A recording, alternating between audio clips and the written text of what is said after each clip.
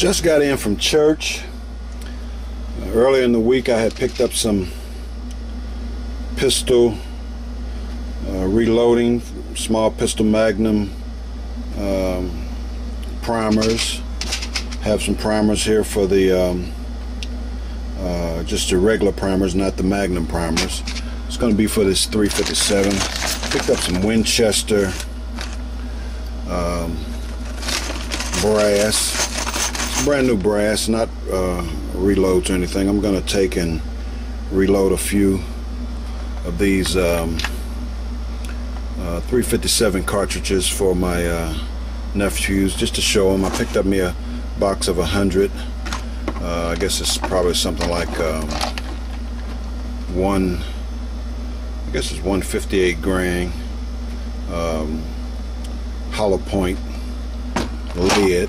I'm going to load them, just just something to do a little target shooting with, by myself in the bus.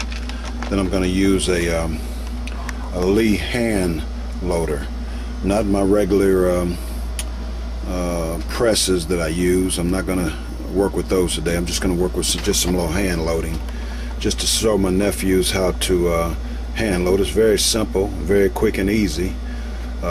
Picked up some bullseye powder over at Gander Mountain 2. It's a good target load powder that I use. I just got 1 pound box. Got a little small hammer, brass hammer, and a little plastic hammer that I'll use to work with this stuff today. And it's going to take just a few minutes, and then we'll go out and take a couple shots, see how it works. I'll be using my Lee loader, hand loader, with all the little necessary tools that come with it.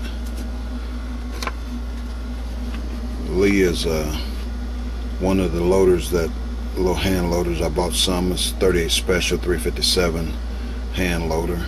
Anybody can use these in the back of their workshop or what have you. Once again, we'll work on a few more bullets here. I want to try to get me at least 12 test bullets together. Testing my target bullets for this 357. We'll put our primer in place there. Get us a brass with the plastic hammer. Tap the brass into the holder. We'll take the rod,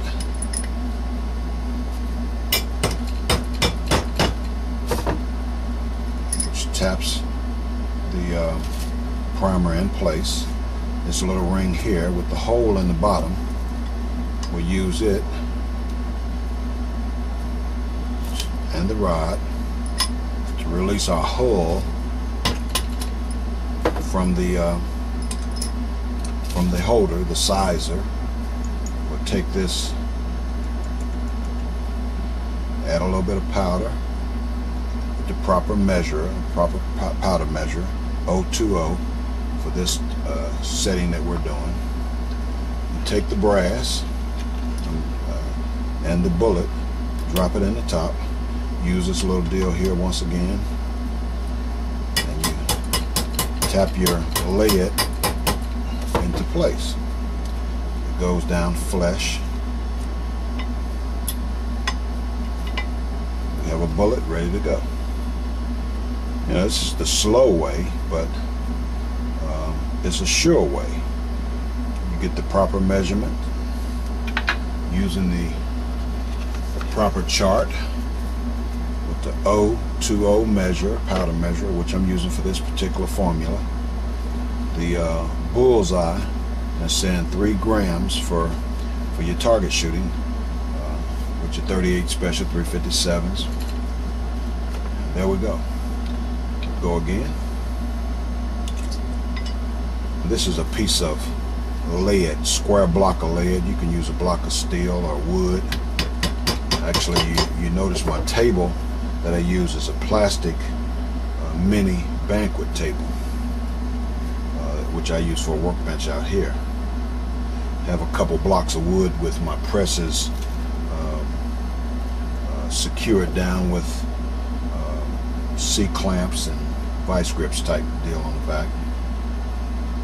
Okay, we're taking, use the rod, the proper end of it, which doesn't touch the primer. Puts the primer in place. Primer's in, and it's extruded a little bit. We put it on the next ring. Takes it loose. Take the ring out. Put the powder in, same amount that we use on all the rest of them. We take a bullet tip, drop it in the hole. Use our little gauge that we use to put the bullet in place. There we go. Another bullet ready. America, these are the bullets that I will probably use against my nephews on that next shootout somewhere in Ohio. These bullets will get me back my title. America, you're witnessing a master at work. There we go.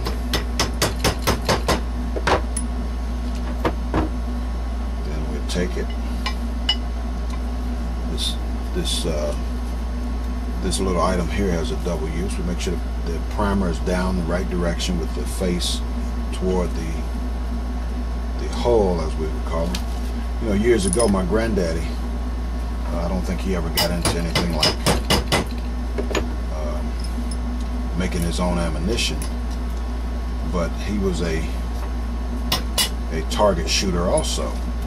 And I guess that's where those Carlock boys get it from. That's their great-granddaddy.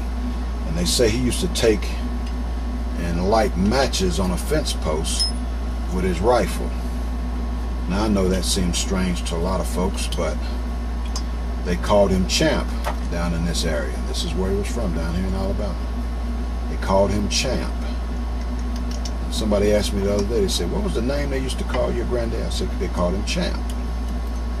So we know that this accurate shooting that we have is in the blood. I don't mind those Carlock boys holding the title, but it seemed like they ought to hold the title against somebody else other than their uncle. Let the uncle have his propers. You understand? Go beat up on one of the other cousins or somebody, you know. I'm the uncle, you know. So you don't want him to beat up on me. But anyway, I don't mind. It's all fun and games. I just want my title back. Called my sister Nate yesterday to ask her about one of the pistols that she has. I even looked on Gun Broker, because I said I'm gonna have to start collecting guns again, as long as these boys going around trying to take my title. Well, guys, just come out the bus, loading the ammunition. The titles that you're looking at in the safety. I don't have my carries at work.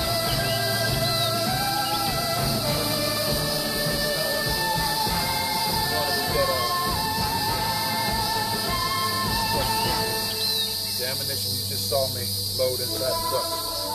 Walk over here, take my position, see what we have.